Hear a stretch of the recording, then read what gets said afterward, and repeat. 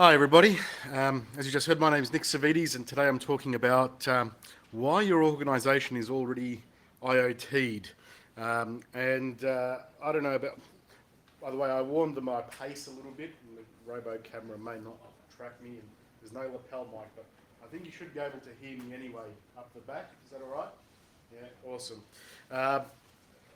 Because I find this makes it a little impersonal standing behind the lectern.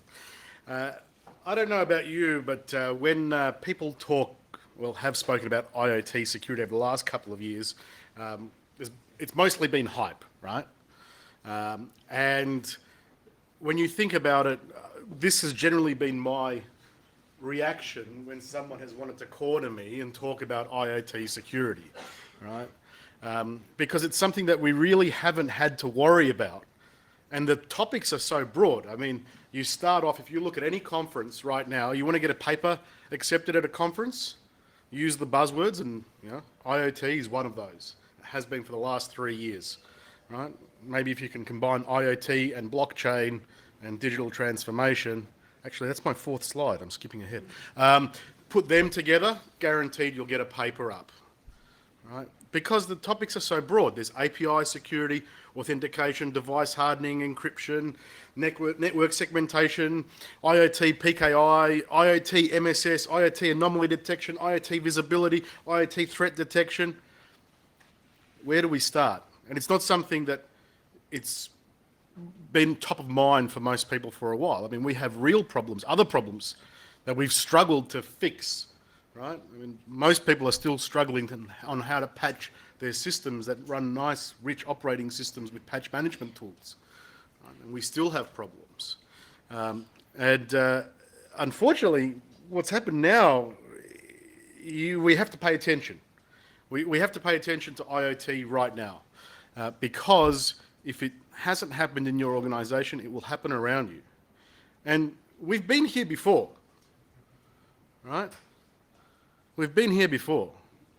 This is cloud all over again. Remember shadow IT? Everyone was talking about shadow IT all of a sudden. We went from cloud being something, oh, that's a fad. I remember speaking at a conference in Sydney, and I'm showing my age here, 12 years ago, and I was talking to someone, and after my talk, a fellow came up to me and he said, oh, this is going to pass. Why would anyone want to stick their stuff in someone else's computer, someone else's data center? Right? Well, obviously, I said to him, I think you're going to have very few friends in a couple of years, and I think I was right about that. And for the last 5 years, everyone's been talking about shadow IT. There's vendors telling you, I'm going to give you visibility on your cloud, visibility on what's happening, where your data's going, all this stuff. And no one cared until privacy regulations and GDPR came in, and now all of a sudden we all really care about shadow IT, and we're driving all of these reports. But we've been here before, right? This is now happening with IoT. IoT is sort of about 5 years behind in that cycle where we were with software as a service and infrastructure as a service 5 years ago. That's where I think IoT sits inside our enterprises. And I'm calling this shadow IoT, right? Now, if you've seen any of my presentations before, there's a lot of pictures and very few words. I don't have a prize today for anyone who picks any obscure sci-fi references, but I just want to get a read of the audience. Does anyone recognize this picture at all?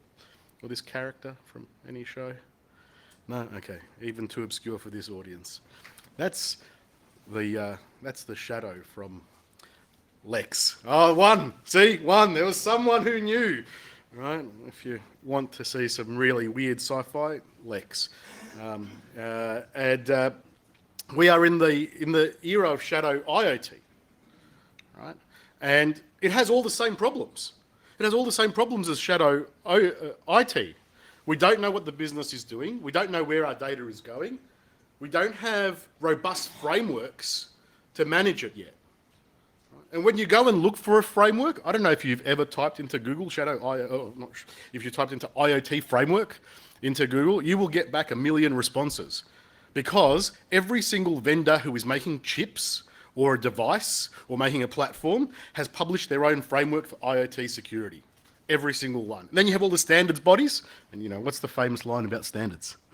The great thing about standards is always so many to pick from, right? And that's where we are with IoT today. And I'm going to talk a little bit as we get through the presentation and the material about some of those standards and which ones seem to be winning out, right?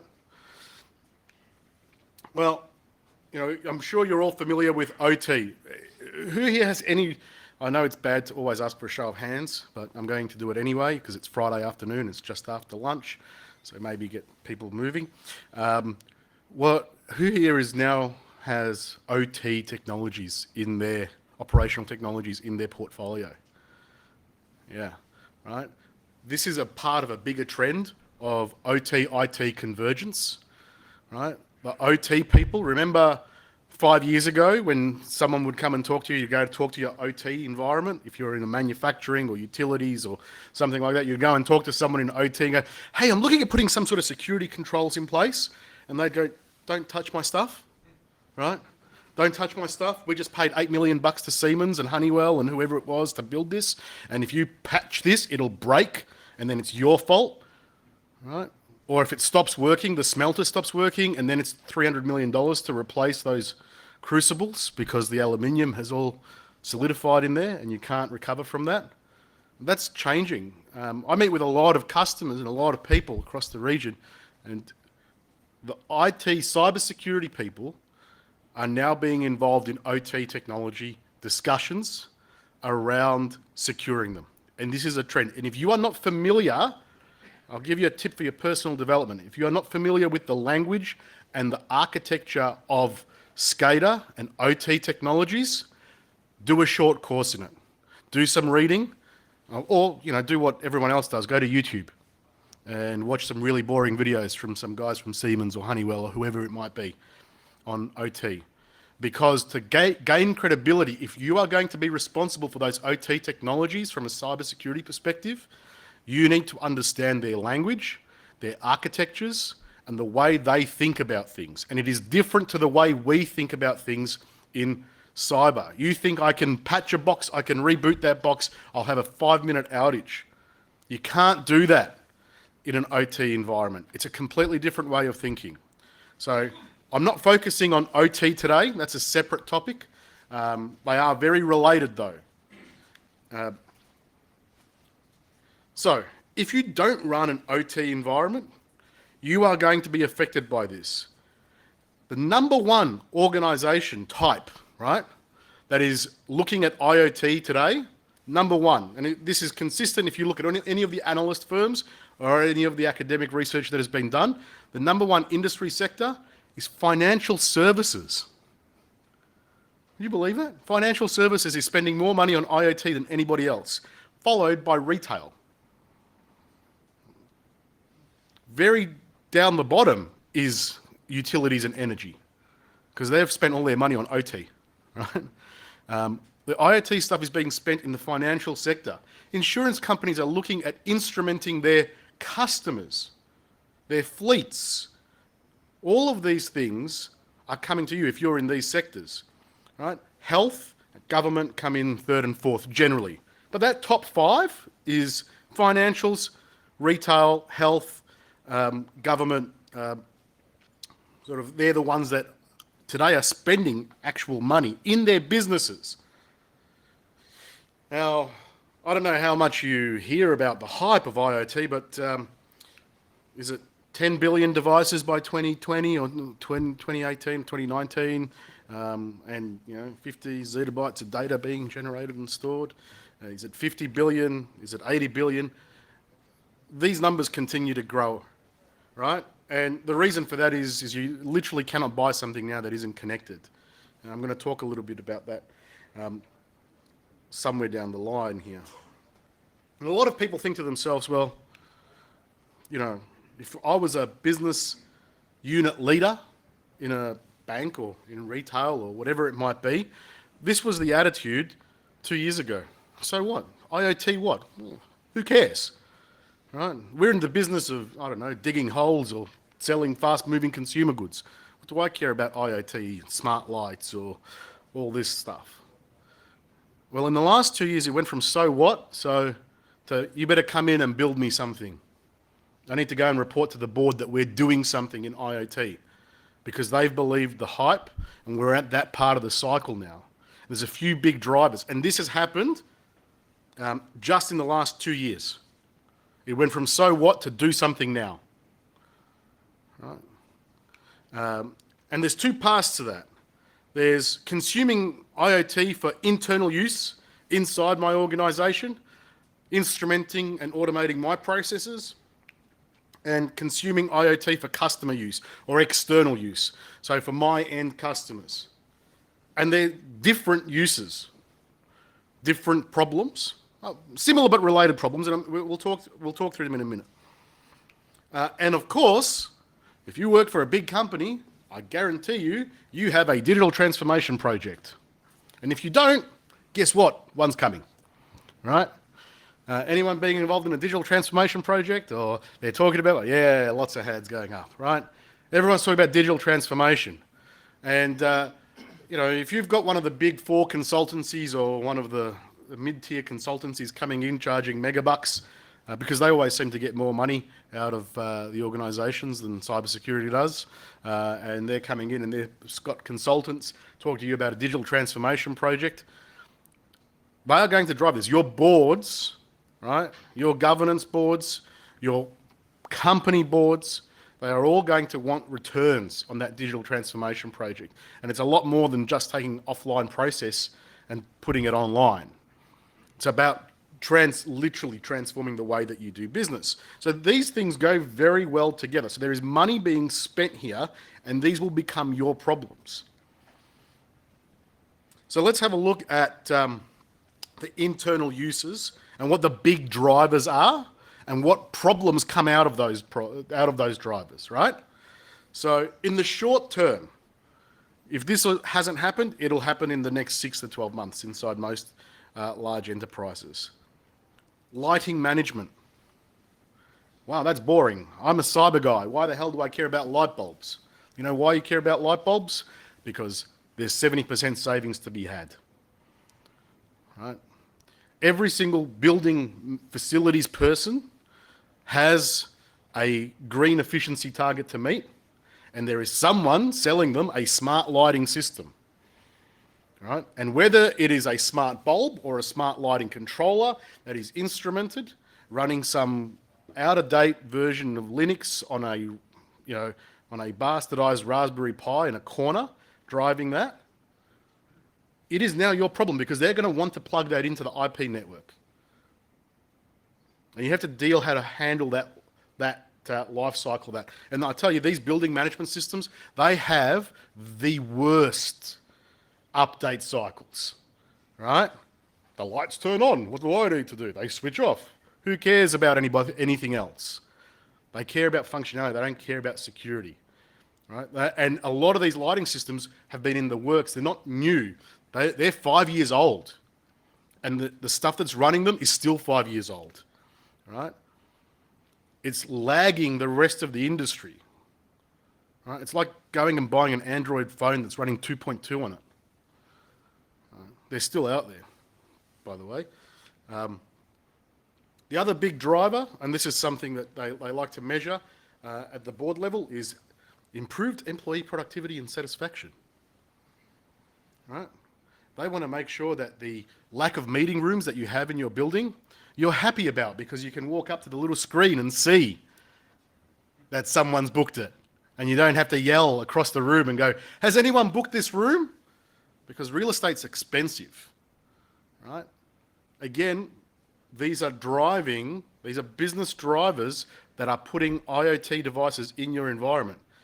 When do you think the last time that box that drives that is going to have a connection with probably has a service account talking to your Exchange server to get all of those appointments out of it? When do you think the last time that ever saw an update? Never. That's when they wrote it, because they didn't have frameworks for them. So this is a problem. Improved use of workplace resources and amenities. These two things go together.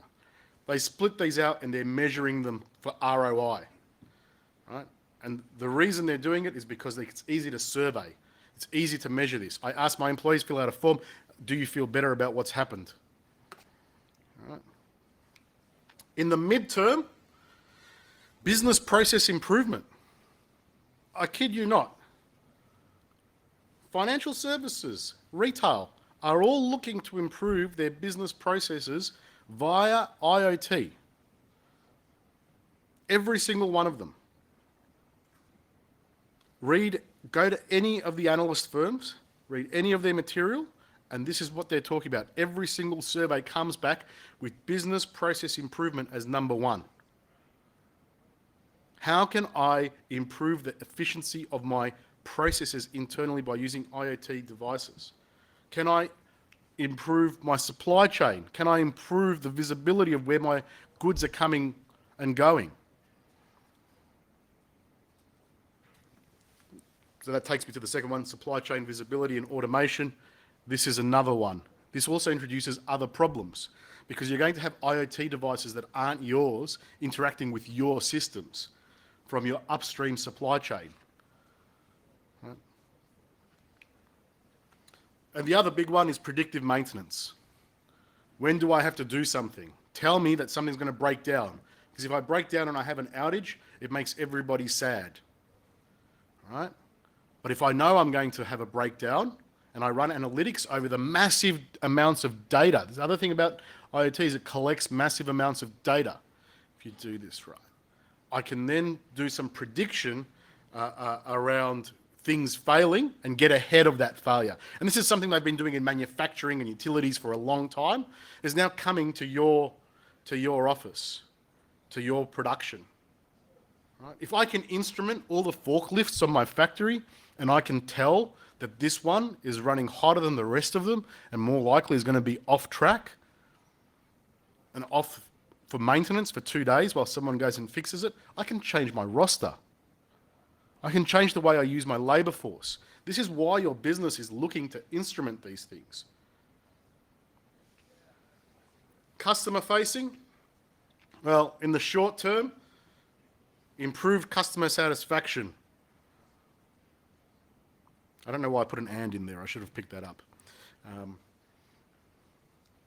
Improved customers. Maybe you get better customers by having better connected devices, right? And they're more satisfied. Upsell additional products and services. These are the priorities. Your business is looking to say, how much more money can I make? Why the hell do you think someone is going to go and buy a connected fridge? Right? It's because LG want you to go and buy additional services from them to go through their purchasing bus so they can clip the ticket and make half a point on that. These are the sorts of things that the businesses are considering today. And a lot of product businesses will start to evolve into services businesses as a result because the margins are so much higher. The other interesting one is automating field services. So if I've got devices in my customer environment, right now you buy a smart washing machine. I have a smart washing machine. What does it do? I don't know. It has an app, right? And allows me to watch my wash cycle, right? To see whether or not my washing's done, other than the fact it's shaking the house down and I know that it stopped washing because the house is no longer shaking. But what if I knew that it needed maintenance? And instead of waiting for it to break down and then me calling and getting a local service agent, what if that thing talked back to the manufacturer and it registers and it sends me an email saying, we've noticed your washing machine is out of alignment. Do you want to send a technician out? We'll send a technician out. It only costs you $150. Send a technician out to come and fix it for you. And he'll have the parts with him. And you know what? Because I'm fat and lazy, I'll say yes to that, right? Because I'm time poor, and aren't we all, right? In the midterm, organizations want to understand their product usage. So this is more data, more telemetry for you to worry about. How are you going to secure this? How are you going to mine that? This is also a question of ethics. Because if I understand how someone is using a product very thoroughly, right? It might be something that you haven't made that your company is now giving to its employees or to its customers. Now all of a sudden you're collecting this data. How are you going to secure that? Are you going to violate GDPR or privacy regulations by surfacing up data that it wasn't originally collected for? That's a whole area of ethics. Just ask Cambridge Analytica about that. Understanding product usage. Again, more and more data coming into your environment. Creating new revenue streams, so this is new products and new business models. There are analysts who are paid way more than anyone in cyber who is out there talking to your boards about how they're going to do this and how they're going to do this with IoT. So now we get to the security part. This is the Great Wall of China. I took this photo myself, actually. There's my wife down there. She was pregnant at the time, so she didn't want to walk up the hill. So I progressively got further and further away and was taking photos of her. Security is the number one barrier to adoption. Hence the Great Wall of China, barrier. Bit of a stretch. Yeah, maybe. Yeah, nice photo, thank you. Right. Security is the number one barrier to adoption. It is number one, just like cloud was. And what happened with cloud? After all of those competing standards, after all of this effort, we now have some clean assessment frameworks for cloud. We can start to compare our SaaS vendors slightly easier than we did in the old days. This is what's going to happen in IoT, right? So you need to understand how we're going to uphold data privacy, how we're going to manage device vulnerabilities, how we're going to manage those IoT devices, and of course deal with the complexity, because it's not like the OT days. Remember in the OT days, when I wanted an instrumented controlled network, I used to go to a single vendor and go, build me a power plant, right? And they would build it for you. And they use all their own stuff, and it's all pre-integrated. Now you're going to have heterogeneous devices from a myriad of manufacturers. So let's start talking about some of those problems, right? All employees must wash hands, especially Barry, right? A lot of the devices that you will have lack basic security hygiene. You need to be able to report this to your board, to your governance, to your risk people, to the business in a language they understand. You have to assess every individual device, and I've got a list of things that you should worry about in 3 slides' time, of the things that you absolutely need to assess every single IoT device coming into the environment for. But a lot of them lack basic security controls, basic security hygiene. Well, I'll just take unsigned firmware from wherever. Great. Let me install that, right? I have no keys. I don't use any encryption. I report everything in plain text. I trust DNS, right? Lots of these devices operate in that manner because they're built by people who are rapidly trying to get them out the door. And the problem is so big. Here is a list of the people who were at Consumer Electronics Show this year. Well, it's actually up shortly. So this is in Las Vegas. This is the exhibitor list. I downloaded it yesterday. It is, I don't know if you can see that up the top there, 146 pages long, right? And each one of those lines is an exhibitor. And guess what? I guarantee you every single one of those vendors is making some crapware that is connecting to some crappy cloud service. Guaranteed. Right? That's the reality. All of these services are going to be talking to some cloud service. So now you also have to worry about the communication going across your network to that cloud service, and then the integrity of the cloud service on the other side, right? Now, I'm going to give you a personal example of 2 of these things. You may be able to tell by just looking at me that I have a love of booze, particularly beer, and this is my home brewing machine. This is a Wi-Fi enabled, cloud controlled home brewing machine. Designed in Australia, made in China. Right? And this is my Wi-Fi controlled pellet smoker, where I can cook up to 8 racks of ribs. Both of these devices have 2 very different security models. The first one, very smart. It wakes up, it calls immediately to the cloud service. And like anyone who goes and buys a home brewing kit, I start to pen test it. And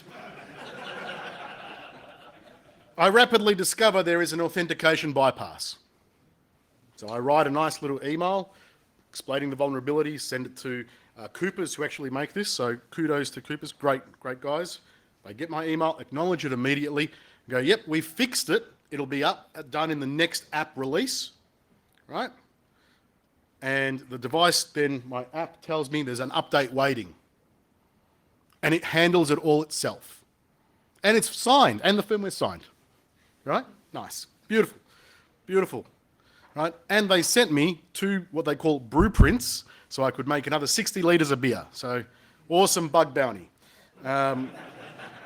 It was no, Apple remote kernel exploit, right? iOS 250 grand, but yeah, it made me pretty happy after drinking half of that. The bottom one is a Wi-Fi controlled barbecue. So I can start my barbecue. Real kinetic input here, right? It starts a fire and a fan, and it has a fuel supply, and it's connected to my Wi-Fi network. Right? So again, like any guy who goes and buys a new barbecue, I pen test it. And I discover that this thing has an old version of Linux running on it, embedded Linux on a again, a bastardized Raspberry Pi. But the problem it has is that it's running an old version of the WPA supplicant. So it can't join a Wi-Fi network first of all, it can't join one that is using enterprise keys, right? So you have to use pre-shared keys. And it didn't support the full length. This is a known bug that was fixed like 5 years ago, 6 years ago. But it made it into this. Because, you know what? When they were testing it, they would have had a Wi-Fi network, and guess what the password would have been? Test 1234 or password or Wi-Fi or whatever it might have been. And it just worked. So they didn't do anything else with it. These guys make barbecues. They don't make embedded computers. So I email them. I report the bug. Great. Yeah, we fixed it in the new firmware update. Awesome. Thanks, guys. We fixed it. I'm like, great. How do I do the update? I've got to go up to this stupid machine, press 2 buttons, turn it on, go pair it in point-to-point mode with my phone, have pre-downloaded the firmware to the phone, selected manually the model of device that I'm using, right? And then get it to boot up and try and talk to this and make it work. It took me, and I think I'm a pretty smart guy. My mum tells me so. It took me about 2 hours to get this right because it kept saying fail, F-A-L, on the 3 LED display, right? That is bad. And these are just 2 examples, right? And these weren't cheap IoT devices. My wife thinks I spent a couple of $100 on them. They were significantly more expensive. And these things are connected to my home. They're connected to my home Wi-Fi. My home Wi-Fi is connected to all of my cloud services and my work. They're connected to yours now. And you've got to worry about IoT devices in your end users' environments. Because I'll tell you what, I bet you've got a lot of employees working from home, haven't you? And I bet you, some of them, well, they may not have these devices, but they've got something similar. Right? Nice persistent connection. I use this slide. This is an old one for me. I used this in Hong Kong for the first time 2 years ago. But I love this slide because it's so Australian. Right? This is in a Bunnings car park. And the guy's like, I'm driving a shitbox Astra and I'm going to take home 4 meters of wood. Right? I'll just run it through the rear window. Don't care about the car. Don't care about safety. Inappropriate use of tools. The regular tools don't fit right. Everybody here probably has way too many security tools to worry about anyway. You probably have about 30 different consoles of stuff that you're looking at, 2 different seams and event correlation and threat feeds and all the other stuff that goes with it to pay for, like, I mean, just look at it in the vendor hall, right? But there's very few IoT specific tools that are actually in place in most organizations. You probably don't have IoT specific tools today. And that's what you'll end up with. Because you try and harden some of these systems, right? And you try using it, regular technologies. That's the old OT problem. Go away, don't touch my stuff, right? It doesn't work well. So you need to have the right tools. Right? Some of those tools don't even exist today. Some of those tools are just policies and frameworks. You need to have them though. So speaking of frameworks, let's look at some of the common frameworks and architectures that are used by these IoT devices. Typical consumer non-ecosystem device. I have my connected device, that's the little thing over here, and I have my mobile device running an app. They both talk to some cloud service, barbecue, brewmaker, same thing, right?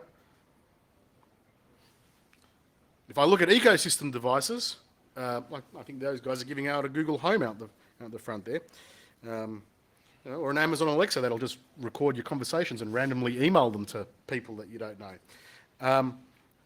You end up with ecosystem devices. This is where we start inter-device communication inside a customer or end user environment between the app directly to the cloud or the app directly to the device or to the local controller. My threat surface is starting to become a lot more complicated now. Local controller might also be doing some edge computing, right? For all of the move to cloud, IoT is starting to drag some of that stuff out now. Because when we look at more complex environments, we call it IT-OT hybrid, you're getting more edge compute now. And it's changing the way that we're building these networks. Because the IoT data, you don't want to send it all up. You're going to saturate people's links because, we've got super fast broadband here in Australia. Even it can't keep up with all the data that we want to pump out, right? One of my builds didn't work. So I'll start off with platform evolution and go automation by design, right? Automation first, right? The IoT platform evolution, you have complex multiple communication systems. All of your stuff today generally is either connected via a cable or via Wi-Fi. Yeah, sure, you've got fiber optic cables and they're all similar IP networks. That is not the same in an IoT environment. One of the big areas today is how do I do IoT at scale remotely? That used to be 2G. That's what the 2G network was used for up until they shut it down, right? So that's all gone. That's all gone. It's going from markets all over the world. So you've got other standards for wide area communications for IoT. Learn what Sigfox is. Learn what LoRa is. LTE-M, NB-IoT, right? These are all new communication standards that have their own set of problems that will not talk to your IP infrastructure directly. They're all going to need some sort of gateway or crappy cloud service, right? Or carrier service that you need to worry about to get that data back into your environment, control them. IoT, you can't talk about IoT super buzzword without the other two super big buzzwords right now of AI and machine learning. IoT, simply because of the data that is being generated, must be an AI ML first strategy. You need to understand what the implications of that are from a data privacy perspective, right? You also need to understand what the interactions are with other systems, particularly OT systems, because those OT systems that were never connected before, we know that air gap was bridged a long time ago, but now it's being done intentionally between systems, not just for maintenance or for vendor access to those OT environments. It's for you to get information into your other systems. Maybe I have an old SCADA-based building management system and I want that now to feed data into my IoT-enabled smart windows that's going to open and close the windows in my office. Oh, that's a nice big punch, a nice big hole into that OT environment. I've got to understand that, right? Like I said, IoT is going to start to drag some of that data out of the cloud, put it on the edge, right? This is you look at this everywhere. Everyone's talking about IoT. They're all talking about edge computing now, right? Where events are stored and processed locally or nearby, and then larger events are sent up into the cloud, right? And this is to facilitate one thing, real-time response. Because if I say open the windows and I've got to wait 5 minutes for those windows to open, pretty sucky experience, right? And I think that your IT networks are going to start to look like this too over the next couple of years, right? IT networks will start to pick up some of these things. So, my first recommendation is go out and buy a bunch of cameras. No. Gain visibility of your IoT devices in use. Right? What's the old adage? You can't secure what you don't know about or what you can't see. Right? It's straight back to shadow IT. Shadow IoT, gain visibility first. Look for devices and, importantly, the APIs that are being used. Not just the devices, right? Do an API audit. See what's using different APIs or connectivity to your existing IT systems, right? Or to those cloud services, right? Then look for anomalies. There's about 50 vendors who will sell you anomaly detection technologies. A whole bunch of good open source stuff too. Make friends with your facilities and building management people. I know this is hard. Yeah, buy some Carlton Draft and a pack of Winnie Blues and then go visit them. Not that I'm stereotyping, sorry. All right. I do want the lights to be on when I go to the office on Monday. Make friends with your building management people and find out what they're doing, because a lot of the time you're not involved in architectural decisions for the building, right? A lot of the time they'll say, hey, cyber guys, well actually not cyber guys, network guys, just put an Ethernet port over there so we can put in this whopping great big building management system that we just installed and security management system, and then just plug the cable in and go away. Make friends with them. Right? A lot of this is going to become down to informal relationships inside your organizations. Monitor IoT traffic at your gateways. This is going to be hard, right? Because you don't know what you're looking for. Start by looking for traffic that's going to Azure and AWS, and you can't tie back to a business application, right?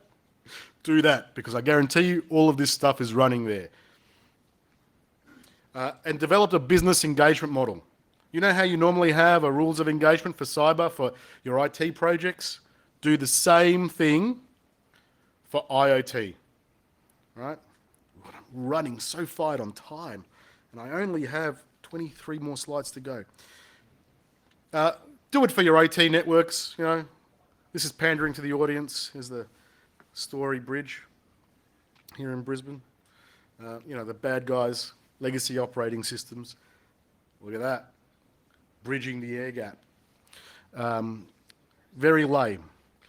But do it for your OT environments. Go make friends with those OT people too, because eventually it's going to fall in your remit if it already hasn't. Start that relationship now. And then, of course, after you audit and you find all of this, you may look like this guy. And that takes me straight through to my second recommendation, and that is develop an assessment policy. What should you look for in an assessment policy? Can you get well-formed logs from these IoT devices? Because then you know what you know what to do with logs, don't you? Right? Build a cabin. Yeah, thanks. Are the communications encrypted? Right? Simple checklist. Checklist security. Everyone loves it. Is there a defined life cycle for the devices, or are you going to get stuck with a bunch of abandonware? Right? Can it be updated, or is the vendor going to come out with a new device and yours will never see an update again? Just like a carrier branded Android phone. Is there a secure update mechanism? Are your firmware updates signed? Is it enforced? Is there an easy way to get it onto it? And then, of course, assess the cloud service. Right? Now, this takes me to my final slide of my third recommendation. That's apply hardening everywhere, wherever possible. It won't be possible in some systems or some devices, but don't say it's too hard, because it isn't. Right? Look at the cloud services that are driving these. Harden the edge compute. Look to apply device controls even if you can't harden those devices. And in an OT environment, harden the PLCs, right? Because they're all still running Windows NT in 2000 and 2003, right? And the guy coming in with the USB stick, right, that he's plugged into every other one, he's plugging it into yours too. Kind of reminds me of an advertising campaign from the late 80s.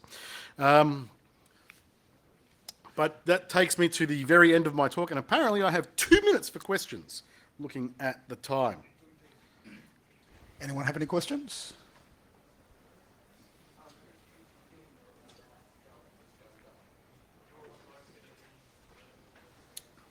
No? Yep. IoT was supposed to have been a bit of a driver for Linux on the desktop. I mean, IPv6. IPv6 is one of those things that just doesn't seem to be taking off. Are you seeing any correlation between the two? Because a lot of organisations I don't think, are prepared for that either. They're not prepared for that. Everyone thought these billions of devices are going to force us all to go to IPv6, and that might be the case in 2020, right? 25 maybe. I just don't see it right now. How many of you are IPv6 ready inside your environments?